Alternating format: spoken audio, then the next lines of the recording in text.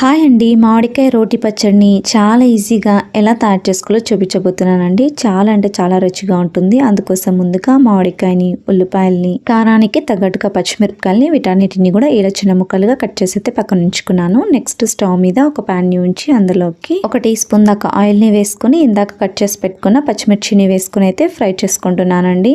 మంటను మీడియం ఫ్లేమ్లో ఉంచుకొని పచ్చిమిర్చి కాస్త వేగేంత వరకు వేయించుకున్న తర్వాత 1 టేబుల్ స్పూన్ దాకా కరివేపాకును కూడా వేసుకొని వేయించుకోండి. ఇలా వేయించుకున్న వీటిని పక్కకు తీసుకోవాలండి. పక్కన ఒక ప్లేట్లోకి తీసుకొని పక్కన ఉంచేసుకోండి. నెక్స్ట్ ఇదే ప్యాన్ లోకి కట్ చేసి పెట్టుకున్న ఉల్లిపాయ ముక్కల్ని వేసుకొని 1 టీ స్పూన్ దాకా ఆయిల్ని వేసుకుని వీటిని కూడా ఫ్రై చేసుకోవాలి.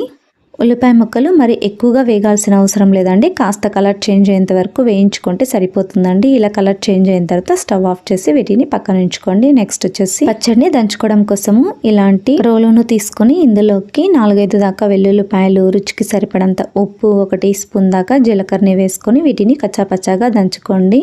ఇందులోకి వేయించి పెట్టుకున్న పచ్చిమిర్చి, కరివేపాకును కూడా వేసుకొని మెత్తగా అయ్యేంత వరకు దంచుకోండి. పచ్చిమిర్చి మొత్తం కూడా కచ్చాపచ్చాగా అయ్యేంత వరకు కూడా దంచుకోండి. పచ్చిమిర్చి మొత్తం కూడా మెత్తబడిన తర్వాత ఇందులోకి చిన్నగా కట్ చేసి పెట్టుకున్న మామిడికాయ ముక్కల్ని కూడా వేసుకోండి. ఇలా కట్ చేసి పెట్టుకున్న మామిడికాయ ముక్కలు మొత్తం కూడా వేసుకున్న తర్వాత మెత్తగా అయ్యేంత వరకు కూడా దంచుకోవాలండి. మరీ మెత్తగా అవసరం లేదండి. మధ్య మధ్యలో నోట్లో మామిడికాయ ముక్కలు తగులుతూ ఉంటే పచ్చడి అనేది చాలా టేస్టీగా ఉంటుందండి.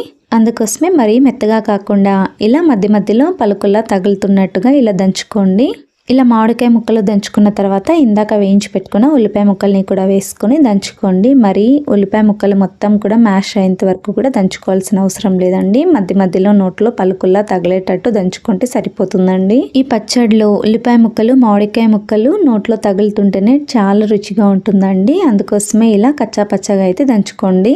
ఇలా దంచుకున్న పచ్చడిని పక్కన ఉంచుకోండి. పచ్చడికి పోపు వేసుకోవడం కోసము స్టవ్ మీద ఒక ప్యాన్ ని ఉంచి 1 టేబుల్ స్పూన్ దాకా ఆయిల్ని వేసుకోండి. 1/2 టీ స్పూన్ దాకా ఆవాలు, అలాగే 1/2 టీ స్పూన్ దాకా శనగపప్పును వేసుకోండి. 4-5 దాకా ఎండుమిరపకాయలని వేసుకోండి. అలాగే గుప్పెడంత కరివేపాకును కూడా వేసుకొని వీటిని ఫ్రై చేసుకోండి. మీరు కావాలనుకుంటే ఇందులోకి 1/2 టీ స్పూన్ దాకా జీలకర్రని కూడా వేసుకోవచ్చు. నేనైతే ఇక్కడ పచ్చడిని దంచుకునేటప్పుడు జీలకర్రని వేసుకున్నాను కాబట్టి ఇందులోకి వేసుకోలేదండి. ఇలా పోపు మొత్తం కాస్త ఫ్రై అయిన తర్వాత ఇందాక దంచి పెట్టుకున్న పచ్చడిని మొత్తం కూడా వేసుకోండి. పచ్చడిని వేసుకున్న తర్వాత స్టవ్ని లో ఫ్లేమ్లో ఉంచేసుకొని 1 నిమిషం పాటు పచ్చడిని ఇలా కలుపుకుంటూ ఫ్రై చేసుకోండి. 1 నిమిషం పాటు పచ్చడిని ఫ్రై చేసుకున్న తర్వాత స్టవ్ ఆఫ్ చేసుకోండి. అంతే, ఎంతో రుచికరమైన మామిడికాయ పచ్చడి రెడీ అండి. ఇలాంటి మరెన్నో ఈజీ రెసిపీస్ కోసం నా ఛానల్ని సబ్స్క్రైబ్ చేసుకోండి.